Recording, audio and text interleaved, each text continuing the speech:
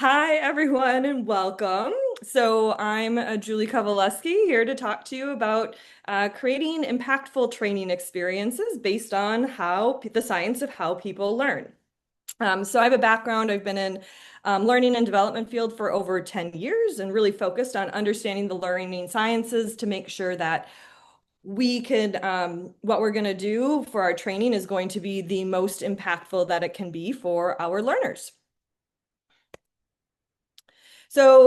As we go throughout this, I'm going to invite you to pause the video at certain moments and do the exercises on your own so that, again, you can get the most out of this. So take a moment, pause the video, and just think about what are the best training experiences you have ever had and what made them so. Pause the video to think about that. And once you're ready, come back to go on to the next part of the training.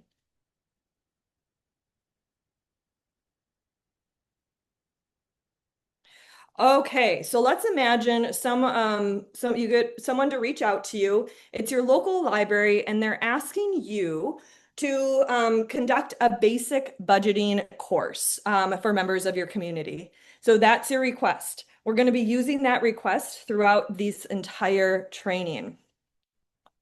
So again, pause the video, and if you get that request, think about where do you start? What do you do? Once you've taken a moment to think about that, unpause the video.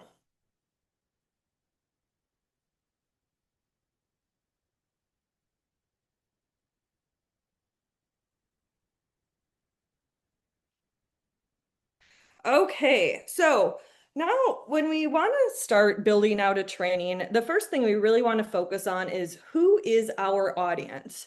So answer these couple of questions. What can your audience already do with regard to this topic that you're being asked to train on? What do they already know about this topic? And how motivated are they to learn about this topic? So we don't right now have answers to this, but I want you to go forward and pause the video and imagine if you were to be getting this type of request, how would you answer these questions? You can kind of make it up and make up who your audience is, but we're going to use this as a foundation going forward. So go ahead and pause the video to come up with what you think the answers to these questions would be for your audience.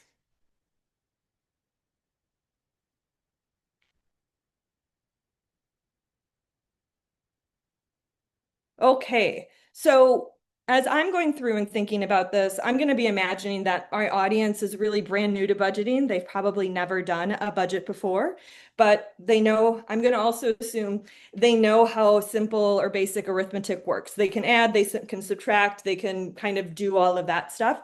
I'm going to assume they've like heard of what a budget is. They kind of have an idea of it, but again, has never done one before. And I'm going to say this is a pretty voluntary workshop. So I think that they're pretty motivated because they have chosen to sign up and register for this workshop. Once you know who your audience is, you want to think about your goals and objectives for the training. So I like to start with the answering the questions. When the learners leave this training, what should they be able to do? Um, so I like to start with what they should be able to do, because then from there, we're going to answer the question, what do they need to know in order to be able to do those things that we want them to do? So this is something that I do in order to make sure that I'm not inundating them with a ton of information. For example, if you want people to know how to find and interpret their credit score, I don't have to tell them about the history of how credit scores came to be what they are now. That would just be extra information that's going to really deter from the skill of being able to find their credit score and interpret what it is. Okay, so again, pause the video. Our request was to create a basic budgeting course. So based on your learners and this request for a basic budgeting course, take a moment to write down what you think the learners should be able to do by the end of the course and what they need to know in order to do that by the end of the course.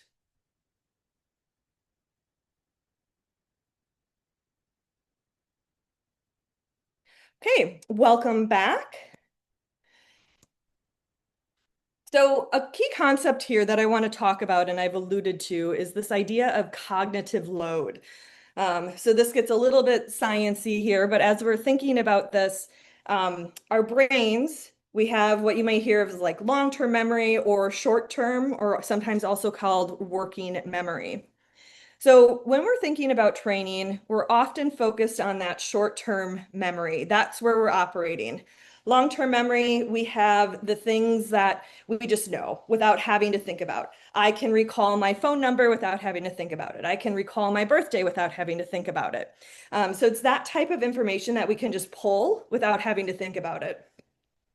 Our short-term or working memory, that stuff there we're having to work. We're sort of learning about it. We're holding it in this like special space in our brain that we can't just like automatically recall things from it. It takes a little bit more effort and energy.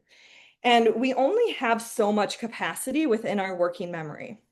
So cognitive load is all about overloading that working memory piece. So, as I was talking about learning objectives and making sure that we don't give more information than what they actually need to achieve it, that's a way to reduce the cognitive load. If we give more information than they actually need, they're not going to remember it all. So, we really want to pinpoint and focus on that. Another way to help reduce that cognitive load and help people retain the information in their memory um, is again about knowing our audience. So you want to make sure that you're presenting your training and the content based on the level of the audience. If you go too far above their level, it's going to overload their working memory, and it's going to be really hard for them to interpret and to take it all in. So again, making sure that we're at the right level and knowing who our audience is going to be really helpful.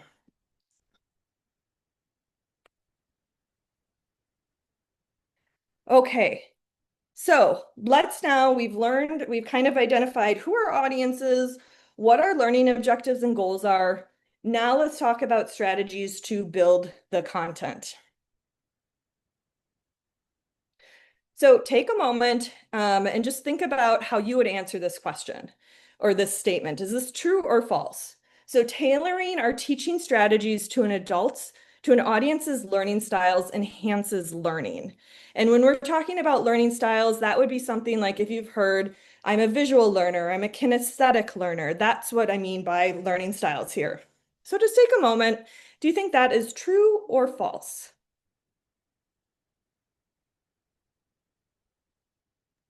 Okay, so that is actually false. And that is a huge myth within the learning space and how people think how we learn. So instead of taking time to try to identify whether your audience is a visual or kinesthetic or an auditory learner, some strategies that are actually proven to help is to design your training with using strategies that help reach the objective or the goals that you're trying to reach. So, if you want someone to learn how to play the piano, for example, if someone came in and said, "Well, I'm an auditory learner," and you designed for that, that would mean you're teaching them to play the piano by having them just listen to the piano. Now, take a moment and think how many people could actually just learn how to play the piano by listening? Very few. Yes, I know there's going to be some outliers that you can probably think of, but generally not. So usually you have to actually have them practice. But let's say you wanted someone to learn how to identify birds by the songs that they sing. Well, are you going to have them actually like pick up and touch the birds and try to make them, make songs that would be more kinesthetic? No, you're going to have them look at birds or images of birds and hear and listen to the songs. So again, you're not designing it based on what someone says their learning style is, but instead you're designing it based on what you want someone to be able to do. And the best approach is to actually just use a lot of ways for people to interact with the content. So just keep that in mind as we're going throughout this as well. Okay, so one of the strategies we can do to help people really learn the content is through active engagement. So one of the things I'm doing in this recorded video to help get you engaged is by having you pause the video and actually take time to do some exercises. So that's a way to get people participating and engaged. Um, so that active participation is going to be much more valuable than just sitting back and watching a video where they don't have to think, they don't have to try anything. So that's going to be one of the first key things. Get them engaged. Even if it's a webinar, try to get people putting things in chat, throwing up polls, other types of things to get them engaged. When we're talking about active engagement, there's really two types of engagement here. One is psychological engagement. So this is the stuff that's just happening in their brain that we can't always see it. And so this is the way that we primarily are going to learn. It is really that, again, that mental activity that helps promote the achievement of our learning outcomes. When we are psychologically engaged, we are connecting our new information with what we already know. So again, that goes to what we're learning, connecting it to things that are already in our long-term memory. Something that is often happening is we're going to be like organizing information in a way that's going to help us make sense and learn it from it. Behavioral engagement, this is the actual activity. So again, if you're teaching piano lessons, it's them actually taking, like hitting the keys on the piano, or them actively saying, what each note is in the music. Something they might also do when you're thinking about behavioral engagement is like creating a summary, whether it's written or giving a summary orally. They could contribute in an online discussion, clicking on screens. Now, it's really important to understand that sometimes if the behavioral engagement isn't done well, it can actually impede our learning.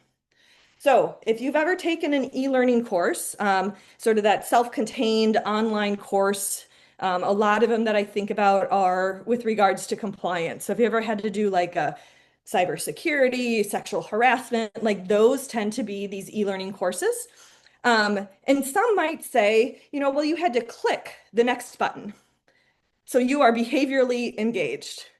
Technically, yes, but that's the type of thing that can really impede our learning. So when you think about that behavioral engagement, make sure it is really connected to the learning. If you're having someone click a button just because you think it's engagement, it's probably not, and it's not going to help or enhance the learning.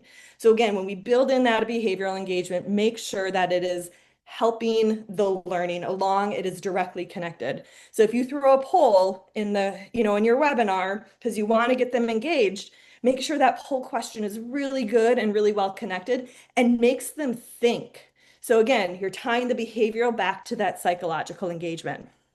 Now, what I want you to do is you're not going to build out the whole budgeting course, but I want you to imagine, if you're building a budgeting course, write down some ways that you can build in active engagement, whether it is behavioral or psychological engagement.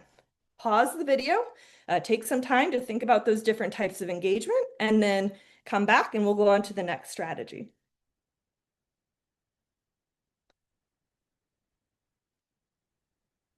Okay, the next strategy we have is offering practice and feedback. So when we think about this, we're giving people an opportunity to actually try out whatever the skills are that you're trying to teach them. So this brings in that active engagement. So again, we want to make sure that this practice is thoughtful and it's actually what we need them to do. And then we need to give them feedback. If you ask someone to just build a budget, and then you can't give them feedback or they can't get feedback, they don't know if what they built is actually a good budget or works or makes sense. So you want to make sure you can build in that feedback. Now, if you're doing something like a webinar, I get it. It's going to be really hard to build in the feedback because you can't see what everyone is doing.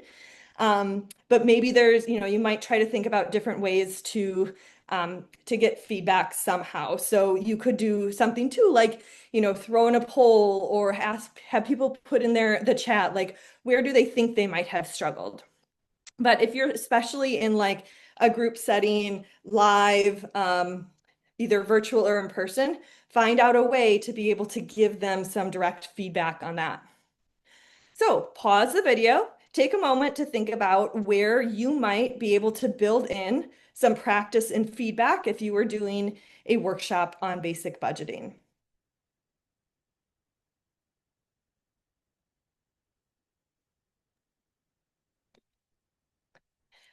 All right, the next thing builds off of what we were just talking about with active engagement and practice and feedback.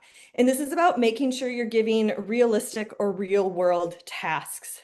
So if you're thinking about having someone, you want maybe to build in a scenario and have people practice building a budget for someone else, make the scenario real world. Don't make it, Bobby Sue is in this intergalactic world trying to build an alien budget. That's not realistic. So you want it to be much more real to what they're actually doing. Maybe also don't give them $1 million unless you're working with millionaires. So keeping it as close to what they would experience and feel in the real world is going to help with learning transfer. And learning transfer is just about taking what I learned here and now in this space and using it in my world, in real world context. And so the more closely you can build that practice to be as real world as possible, the more you're going to help people take what they're learning in your class and use it in their work. So take a moment, pause the video, think about ways that you might build in real world tasks within this budgeting course that you're looking at.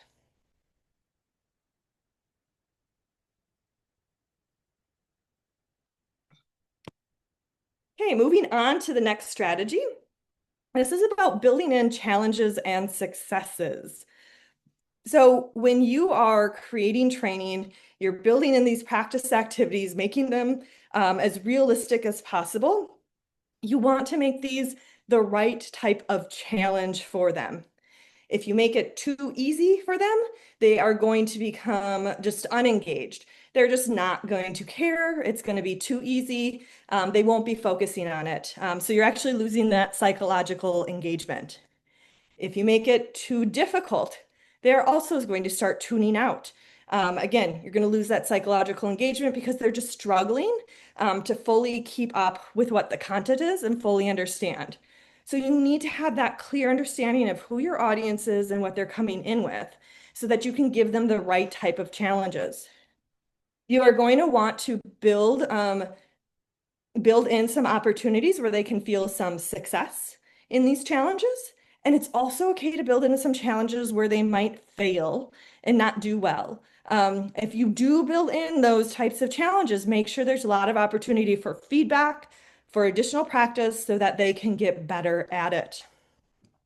So take a moment, pause the video, and think about how you might build in opportunities for challenges and successes within a basic budgeting workshop.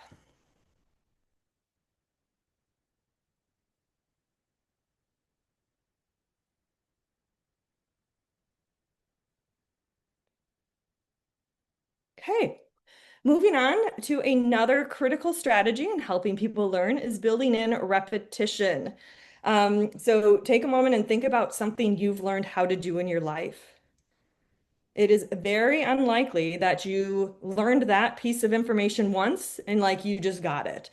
So think about learning, I go back to learning how to play the piano, or if you play a sport or any skill, how to cook. You likely didn't have one lesson where you attended once and then you just all of a sudden got it. We often need to build in this repetition in order to make sure that we fully understand. So ideally, you'd be in a situation where you can meet with them once, meet with them again at another time, meet with them again at another time. That's one way to build in repetition. Now imagine you have 1 hour with them. You can still build in repetition in that 1 hour. So if you've noticed, I've been referring back to some of the previous things that I've covered. That's building in repetition. So every time I say, and remember, this is why we want to understand where the learner or our audience is coming from. I'm building in repetition to help remind you and connect some of the pieces that I've talked about earlier. So you can even build in that repetition within just an hour session as well. And again, by building in that repetition, you're just helping sort of reinforce those new nuggets and pieces of information. And this is also why it's important to make sure that you are narrowing your scope when we're talking about goals and objectives. If you cover too much stuff, you're not going to give yourself time to actually refer back to other things because you're just going to be trying to go to the next thing. So really make sure that you are clear and narrowing your scope of what they need to cover, as well as building this space in to be able to refer back to previous content. So pause the video here, take a moment to think about how you might build in repetition in a basic budgeting workshop.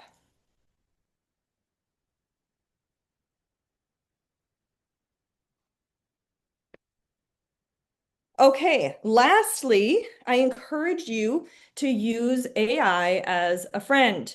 So I even use AI often as a way to review content and give me feedback on content that I'm developing. So I'll give it a prompt. I'll say, I'm building this training on basic budgeting. My audience is they are adults. They are mostly maybe middle class families who don't have experience budgeting yet. I have an hour. We're going to be doing it live. Here is my content, and I'll link to, my content or my outline. And then, I'll say something like, imagine that you're a learner here and what content might be confusing? Where might you need extra information? What additional questions do you have? How engaged would you be? So I give them all of these questions. I want AI as the learner to think about so they can give me feedback so I can use that to enhance my training. So think about how AI can be your friend in helping you build out your training courses.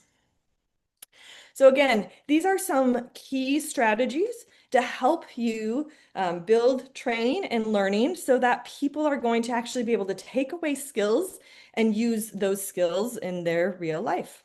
Thank you. So now that we've gone through all of that, we're going to talk through some possible answers for how you might have thought about each of these stages. So again, this isn't like there's one correct way to do this. These are just some ideas to see if the way you thought about it is sort of on track with how we would think about this. So as we look at goals and objectives, if we're trying to create a basic budgeting course, and I think about what do I want the learners to be able to do when they leave the course, I probably want the learners to be able to put together a very basic household budget. So that is sort of my overarching goal of what I'm having them try to achieve. And then what I start to do is like, okay, if that's kind of my big goal, what are things they either need to do or know in order to be able to put that household budget together? So some things I might include in there is the difference between income and an expense. That's something that would be important that they have to know how to put into a budget. And one of the things that a group, when we talked about this earlier, were what are the different categories, like being able to determine what are the different categories I need to track. Yep, exactly. So yeah, and then maybe too, you might also want to distinguish, have them be able to distinguish the difference between a need and a want in a budget. So that may be then another thing that you would have listed there as a goal. Now, we could probably, and you might be able to like say this list could go on and on of what you want them to be able to do, and it sure could. And so this is where you're going to have to start balancing again. Know the parameters of what you like, how much time you have. Do you have 30 minutes? Do you have an hour? Do you get to meet with them for an hour a week for 5 weeks, right? Like that's going to determine how deep you can go with all of this. And we talked about cognitive load. So we also need to make sure that we are being careful as to how much stuff.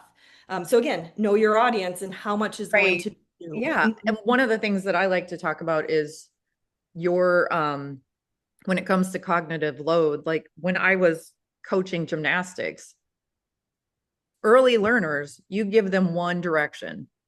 somebody who's a little bit more advanced, you give them 2 things to do, then 3, so you don't want to overwhelm them because then nothing will happen. So you want to Yep. make sure in a beginning level class that you're balancing out that cognitive load so it's not too much and it's not too stressful so that they give up. Yeah, exactly. And so like that could be too when we're looking at budgeting courses. Maybe you don't give them 100 categories that they could be splitting their budget out into, but maybe you give them those high level Yeah. housing, transportation, right? And just Utilities, yep. food. Yeah. Exactly. Yeah. Yep. So again, we're not overloading them with too much information. So again, no one right way to do this, but these are just some ideas of what you might be putting in there for the goals. Okay. So let's go on then and talk about some ways that we might build in some of these other strategies that we talked about. Okay. So as we look at building the content, let's look at some types of engagement. So I'm going to go first. The first thing I'm thinking when it comes to behavioral engagement is they're actually going to start putting a budget together. I'm going to have some sort of template. It might just be paper and pencil at this point. But I have something that they are going to be writing down income and they're going to be writing down some expenses. That to me, that's building in that behavioral and psychological because they have to think about it as well with what they're doing. Yeah, I had somebody that I went to watch them teach a class. It was for service members who were getting ready to leave the military. And part of what they had to do is they had to have a budget before they left. And so what she did was she put on the board, give me an example of what rent would be. And then she would put the numbers and just do example numbers so they could see the process of doing the budget. And it wasn't anybody specific. But I do like the idea of them doing their own. So they have their own format and template too. But it was nice to watch them thinking through, oh, do you think this is a lot for eating out or this is a little for eating out? Or do you think it's about right? So Mhm. they were going through that process of determining what is right for their budget and what other people think is right. And so that was a really good example to see somebody do it with real numbers, but not specifically somebody's numbers. Yeah, and Andy, what you're bringing up too, I think is it's a good strategy as well, especially if people might feel embarrassed or shame around their own numbers. So you could use scenario and pretend numbers or someone else's. It can definitely lower that barrier to entry. But regardless, we want them practicing actually building a budget, whether it's their own or someone else's. Like we do want them working on that. That to me is a key piece here. Some other things to be building in, like some psychological engagement as well, um, using stories, and having people sort of think through the story. Even like good storytellers, we are engaged and we're often learning from those. So thinking about bringing in some stories that might help, I think, is also another way. Again, it's psychological engagement. You're not seeing physical behavioral engagement, but boy, are we learning from that. So that's another piece there that I would think about. Um, Other psychological engagement, as we think about connecting information to what we already know, might even be asking like some prompting some questions. Things like, some of those types of questions that we might often ask a client, like, what has your past experience with money been? Just even throwing in some of that. Again, you're building in that psychological engagement to get them thinking about things. Okay, let's take a look at our next one. So practice and feedback. I mean, we kind of talked about this one, like build the budget, like actually do it in a budget. Some other types of practice you might do, again, depending on how much time, would be to do like a needs versus wants type of activity. So, listing like where you have a bunch of different categories or types of expenses and have people sort through, would that be a need or a want? And then that could also be a really interesting activity to do with like where with the whole group and having some conversation because some people might call out something as a need and others might be like, well, I really think that's going to be a want. And now you can start having this conversation to kind of get at, what's a need for one person might be a want for another person and vice versa. And so it just sort of helps, I think, to also reinforce some of that idea too that our finances are personal and the way that we think about it are personal.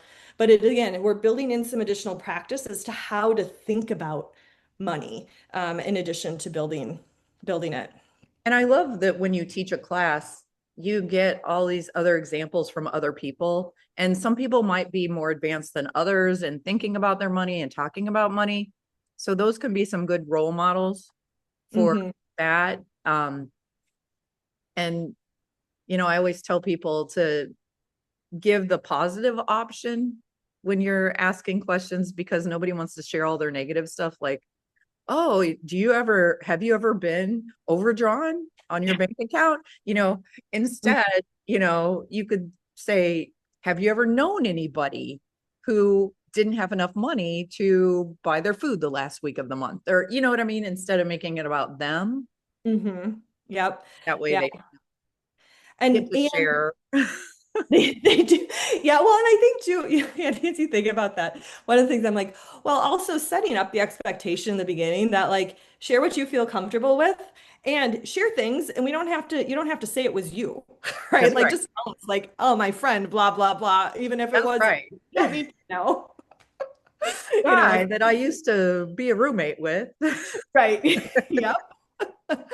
Yeah, so giving them that opportunity, and Andy, your example earlier too of like using someone else's budget to build, like that's practice. And as you're talking, like that's the time where you're building practice and feedback in the same moment. Because like as someone, as they're talking about, is this a lot? Is this a little? Like that's feedback. Um, Yeah, because it, when I sit down and do a budget with somebody and I ask the question as we fill in the numbers, do you think this is more or less than you usually spend on this category? And yep. that's the same kind of thing that you could do with that whole practice and feedback with the example client or whatever. Exactly. Yeah. Yep. And then it can, I mean, in your case, when you're talking with like an actual client, they're also going to get real. So feedback can be in the moment, like in the instructing piece, but then it can also be the real world feedback where they come back and they say, this was my actual last month.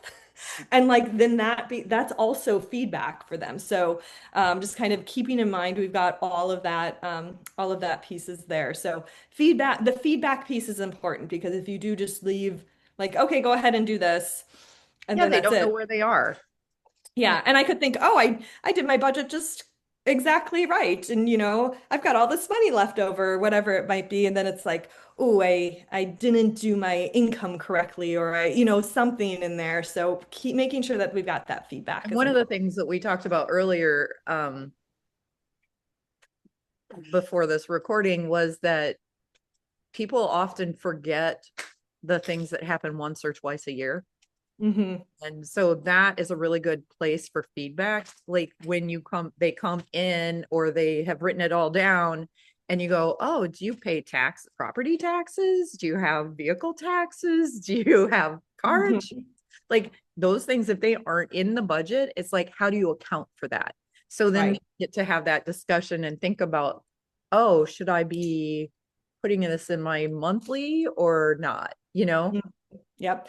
Well, and so Andy, as you're bringing this up, my mind is going back to, what's our goals, what's our objectives, and like, you could probably spend a whole session just talking about building a revolving savings account for these annual things. So again, as an instructor, this is where you have to make those decisions. There are a lot of intricacies we can put into a budget. Do we There talk are. about all the options? Do we just focus on this? Who's our audience? What's our time? Um, And do you have those ready to go in case everybody's like farther ahead than what you think they're going to be? So maybe mhm, you have some of those little bit more in-depth kind of discussions kind of at the ready for if exactly. your class is more advanced than you think. Yep, exactly. That's a great call out.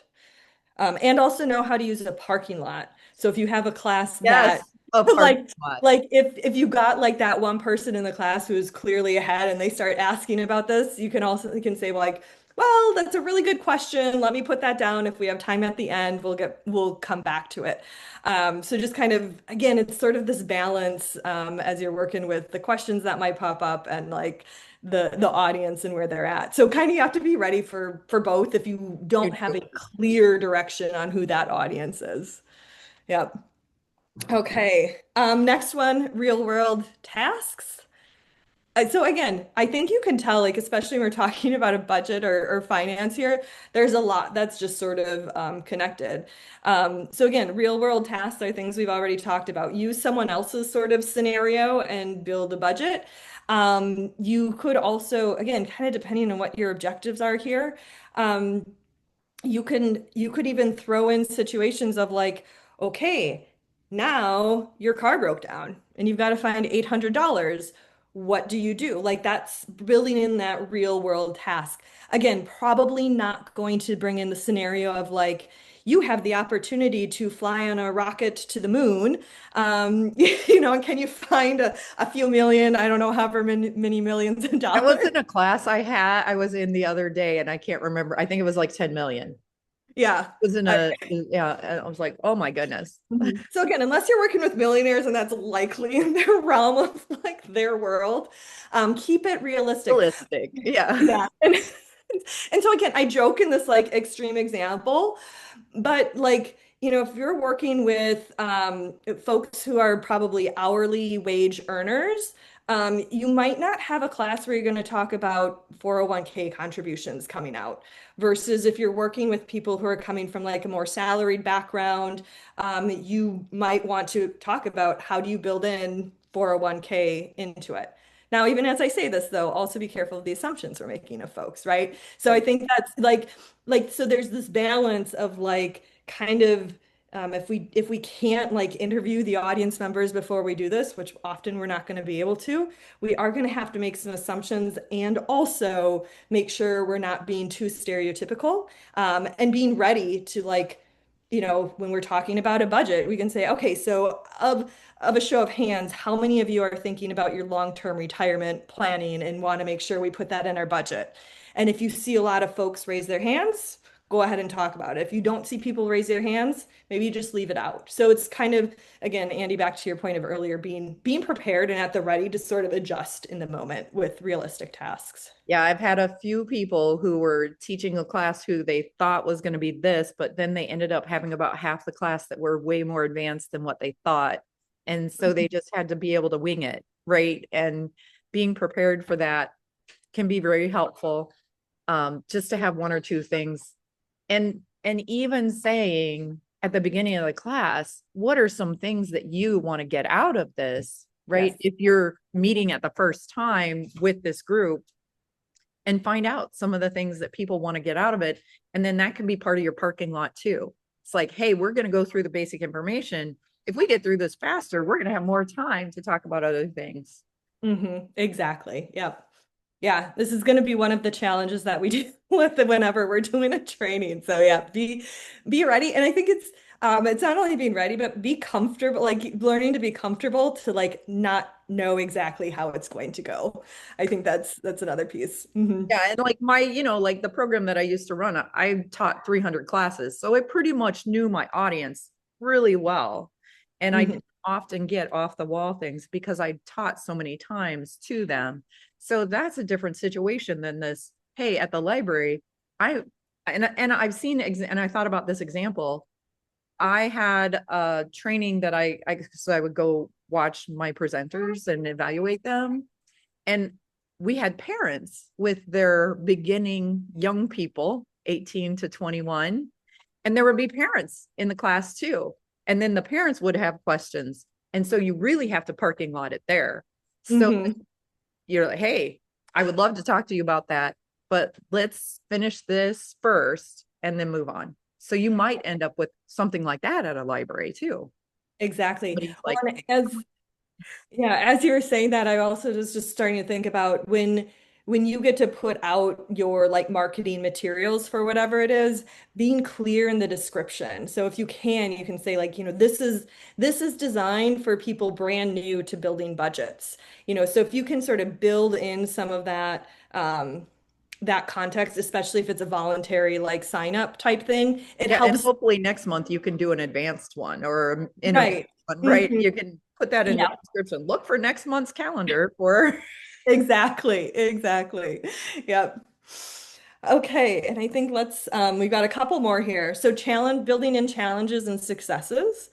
So I think here one of the challenges that you could do, again, kind of depending on the amount of time, the your specific objectives, but like have a sample budget available, maybe one that maybe you have a couple. So maybe there's like a sample budget that they're going over their budget every time. And so, you can, that's a challenge. How might you address this, right? So, like if this was your budget, or how would you, maybe you could also phrase it, how would you advise this individual, right? To sort of adjust their budget.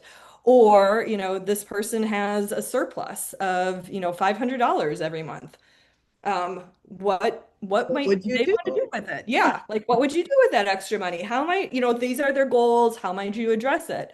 Um, or, again, I think about like a renter versus a somebody who's bought a house because there are mhm, some differences there yeah.